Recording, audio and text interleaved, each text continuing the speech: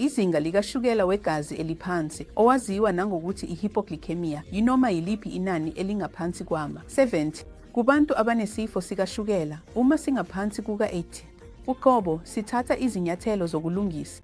Izimpawu ze-hypoglycemia yilezi: ukujuluka ngokweqile, ukuthuthumela, ukulahlekelwa, ukwazi, ukuguqulwa kokuziphatha, ukulamba ngokweqile.